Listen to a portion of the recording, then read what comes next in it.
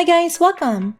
In this video, we'll dive into the ADL build for Stellar Hunters in RO 2.0. The ADL build is still the most popular build for PVE modes such as farming, boss hunting, and clearing instances. In this guide, we'll discuss in detail the recommended stats, skills, runes, equipment cards, and tips to boost the power of the ADL build. Hopefully, by the end of this video, you'll be able to reach the highest potential of your Stellar Hunter character. If you haven't already, subscribe for more videos like this. Alright, without further ado, let's begin. The introduction of Curator Academy in RO 2.0 has drastically changed the landscape for beginner players, especially for those who chose the hunter profession. It provided more stats and skill points, which made it easier to achieve high crit and attack speed even in the early game. They're in the top tier when it comes to farming due to the meteor-efficient 4th job skill, which allows auto attacks to deal splash damage to up to 2 units near the target. The combination of long-range auto attacks, max attack speed, and splash damage definitely improve the Stellar Hunter's farming efficiency. Currently, there are 2 ways to build an ADL Stellar Hunter, and it largely depends on your chosen bow. The most common is to use the Overlord Crab bow paired with Tyrus armor, since their set effect grants a massive boost in crit damage and physical damage.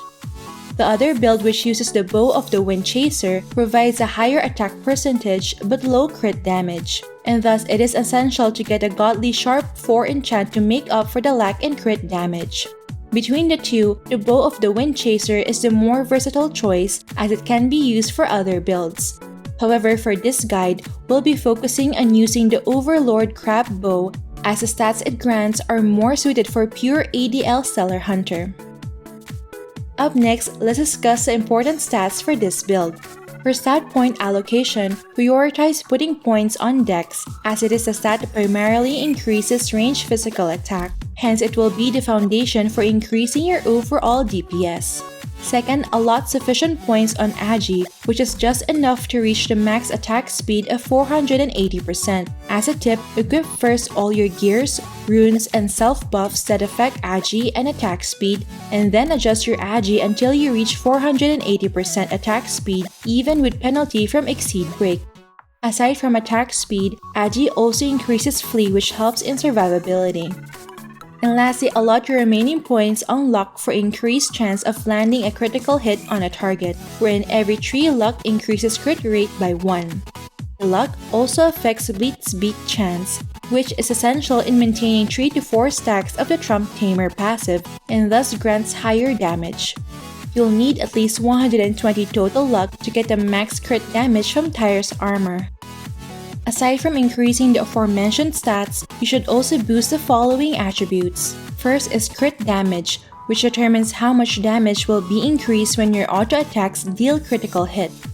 Second is penetration, which lowers the enemy's damage reduction stat in the damage calculation. There's no cap to pen, so it's possible to lower the enemy's damage reduction below 0 and thus raise your damage. Third is auto attack damage and physical damage increase, which increases your final damage output. Fourth is movement speed for farming efficiency as you can reach your target faster. And last are the size, element, race, and boss damage modifiers, which increases your damage output depending on the monster you are farming. Bear in mind that critical hits already ignore the defense and flee of your target, and thus increasing ignore def and hit are not essential for the ADL build. Up next, let's discuss the recommended skills to get. For the Archer 1st job, you should get level 10 Owl's Eye for plus 10 dex, level 10 Vulture's Eye for increased range, level 10 Elemental Arrow for higher auto attack power, and level 10 Arrow Shower for AoE damage. For the Hunter's 2nd job, the most important skills to get are level 10 Improved Concentration for plus 10 Agi and Dex, level 10 Blitz Beat, and level 5 Beast Mastery for increasing your Falcon or Warg Beast trigger chance and damage, and level 5 Splitting Arrows as prerequisite to level 10 Heavy Arrow, which is important for increasing auto attack damage against boss monsters. For the Sniper Advanced 2nd job, allocate your skill points on level 10 True Sight for plus 5 to all attributes, plus 10% attack and plus 10 crit, Level 5 Fairy Awakening for higher chance of dealing critical attacks and triggering your beast attack when the target's HP is less than 30%. Level 10 Trump Tamer for increasing your attack every time your beast attacks a target.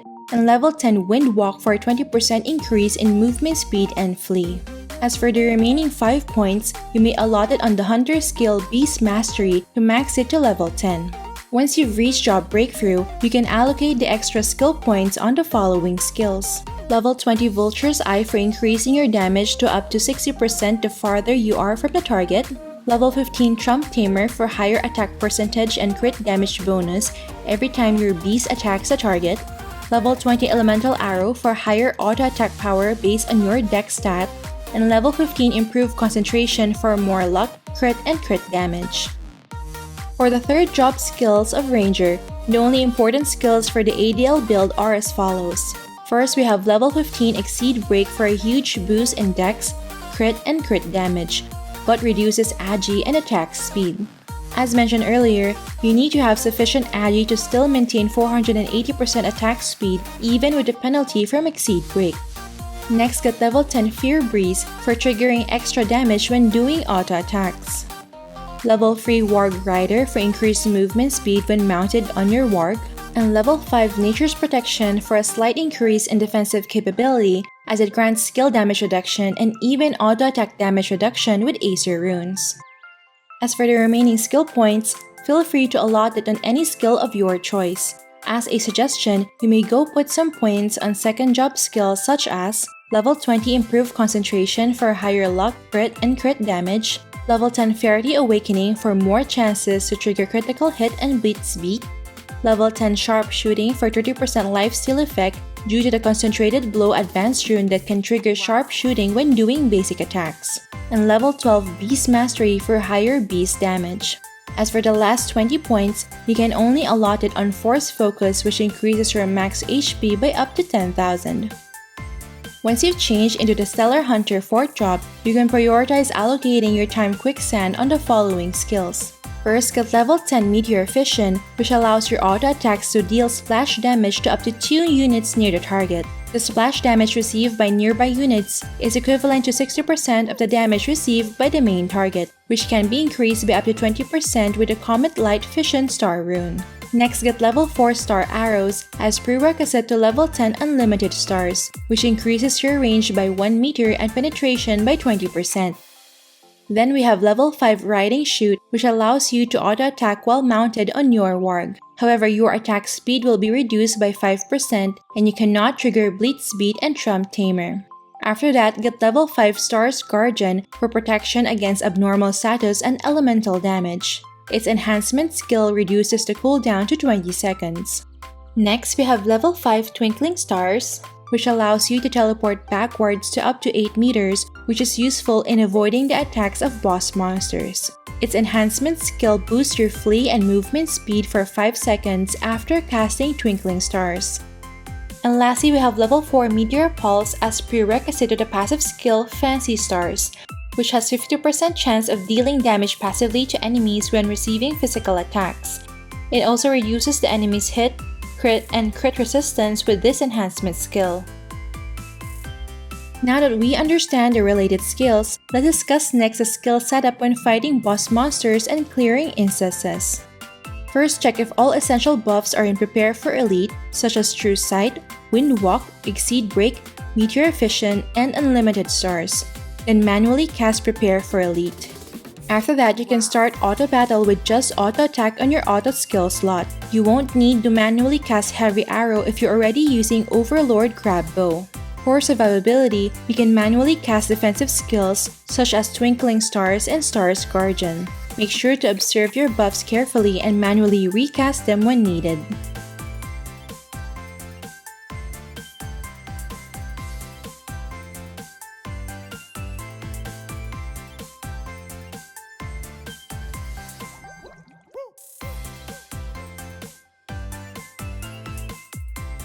When it comes to auto farming skill setup, just put auto attack and your self buffs in the auto skill slot. You may also place Warg Riding in auto if you can still one-hit the mobs you're farming even without the buff from Trump Tamer.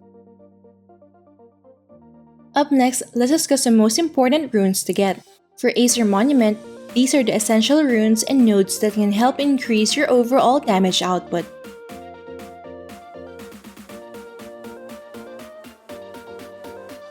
For advanced runes, prioritize getting the following skill runes. First is a Comet Light Fission Star rune with a third line activated, which will increase the damage taken by the main target if there are no nearby units. Aim for a high value in the first line to increase the splash damage on nearby units. Second is the Animal Master Class S rune with a third line activated to increase your Trump Tamer stacks to 4 layers. This means that at level 15 Trump Tamer, you can get up to 80% attack and 20% crit damage. Also aim for high values in the first and second lines for extra movement speed and longer buff duration.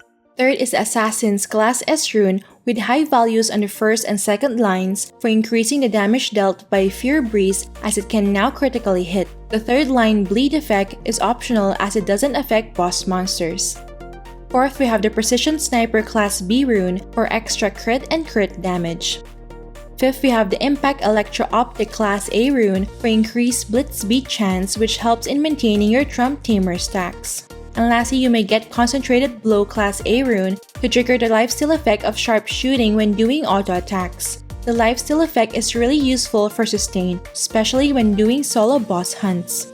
As for the attribute runes, prioritize upgrading the following to increase your damage. Up next, let's dive into the suggested equipment set and cards. For weapon, the best bow for the ADL build in RO 2.0 is a plus 10 or higher Overlord Crab bow, since it grants an insane amount of crit damage, especially at plus 15 refinement. It should always be paired with a plus 10 or higher Tires armor to activate the set effect, which grants plus 5 agi, plus 10% crit damage, and plus 10% physical damage. It also has a chance to auto-trigger heavy arrow and precise aim for higher DPS. For weapon enchantment, aim for a high PDI or crit damage stat and arch or sharp for 4th enchant. For weapon cards, it's cheaper and more efficient to use any of the following race, size, element, or boss damage modifier cards and just switch depending on the monster you're up against. But if you have budget for MVP cards, then you may use any of these. For offhand, the best in slot is Halon Bracelet, which is the sent version of Niall's Bracelet due to the massive boost in range damage it gives. Ideally, it should be refined to plus 10 or plus 15 for higher attack percentage and range damage. For offhand enchantment, aim for a high PDI or crit damage stat and armor breaking for 4th enchant. For offhand cards, it's cheaper and more efficient to use any of the following element damage modifier cards and just switch depending on the monster you are farming. But if you don't like to switch cards, you may use any of the following cards. For armor, the best in slot would be a plus 10 or higher Tires armor. As mentioned earlier, it has a side effect with Overlord Crab bow that grants substantial increase in damage. For armor enchantment, aim for high PDI or crit damage stat and sharp for 4th enchant. For armor cards, just use any of the following cards. For garment, you may use a plus 10 Blue Eve cape for early game since it is relatively cheap and gives a huge boost in agi and attack speed, which are useful to counter the penalty of Exceed Break. However, the best in slot for mid to late game is a high refined Cloud undershirt since it increases crit damage and auto attack damage. For garment enchantment, just aim for a high PDI or crit damage stat. For garment cards, you can use any of the following cards, but for late game, it would be better to use one of the following mini star cards. For footgear, the options are either the Boar Bristle shoes, which is a synth version of Advanced Sack Teddy shoes, or the St. Mary's Cloth shoes, which is a synth version of Ruin boots. Boar Bristle shoes is the most recommended for ADL build due to the high boost in agi and crit damage. But if you multi-job a lot, then St. Mary's Cloth shoes is a more versatile alternative as it can be equipped by all T2 and above job classes. For footgear enchantment, just aim for a high PDI or crit damage stat. For footgear cards, you can use any of the following cards. For accessory, you may just use any cheap attack accessory that has high physical damage increase or crit damage stat. But for late game, the two best options are Fading Tear, which is a synth version of Fairy in Bottle, and Dog Servant, which is a synth version of Dogtooth gloves. These two items grant a significant increase in crit damage and range physical damage. For accessory cards, just use any element or raise damage modifier cards depending on the monster you are fighting. But if you don't want to switch cards, then you may use any of the following cards. For headgears, there's a lot of options available for both gacha and non-gacha. I'll be showing my top 6 recommendations for each slot and just choose depending on which stat you're lacking. For the head, you may use the Spring Platter, +6 Dawn Flute, +6 Abyssal Cry for MVP, a High Refined Eye of Flame Spirit, or a High Refined White Knight Helm for MVP. For enchantment, aim for high crit damage stat and Zeal for 4th enchant. For headwear cards, you may use any of the following for increasing damage. But for late game, the current best in slot is the Adhumbla card for +8% pen. For the face item, you may use the Illusory Light Mirror, Juggling Queen for MVP, Alchemy Beak, Cross Masquerade Mask, or Dragon Scale Stripe. The gold foil Fox Mask is good for early game when you still have low crit and crit damage stat. For enchantment, just aim for high PDI or crit damage stat. For mouth item, you may use Dream Move Silk, Cloud Pillow Dream for MVP, Sparkle Firework, Butterfly Breath for MVP, Moonhound's Tail, or Abyss Whisper. For enchantment, aim for a high crit damage stat and Zeal for 4th enchant.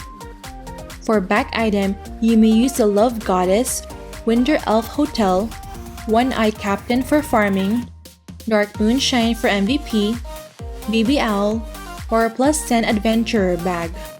For enchantment, aim for Sharp 4th enchant. And lastly, for the tail item, you may use Fluffy, Jadeite Little White Dragon, White Song Shepherd, Thunder Sun, a High Refined Summer Banana Split, or Meteor. For enchantment, aim for a high PDI stat or Arch for 4th enchant. Lastly, here are some tips for increasing the power of your ADL Stellar Hunter. First, for pets, you may use pets that can resurrect, such as Abun and Osiris, or pets that can taunt enemies such as Orc Warrior and Orc Baby. There are also pets that can help increase your damage such as the following. Second, make sure that the stats in your guild blessing and guild prayers are correct. Prioritize increasing your pen, crit damage, attack, and elemental attack.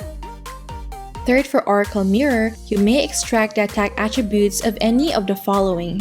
A High Refined Combustible Knife for boosting physical penetration, a High Refined Build Disarm for higher damage to boss monsters, a High Refined Slash for increasing your auto attack damage, or a High Refined Heartbreaker for more crit and crit damage. Fourth, for Ancient Relics, the best option for blue relics is Dark Knight Shadow Ring. But for purple relics, you can just choose depending on your playstyle in PvP. And lastly, invest in lots of attack, unlock, and deposit rewards in your adventure handbook. You should also invest in cards and headgears which provide essential stat, unlock, and deposit rewards.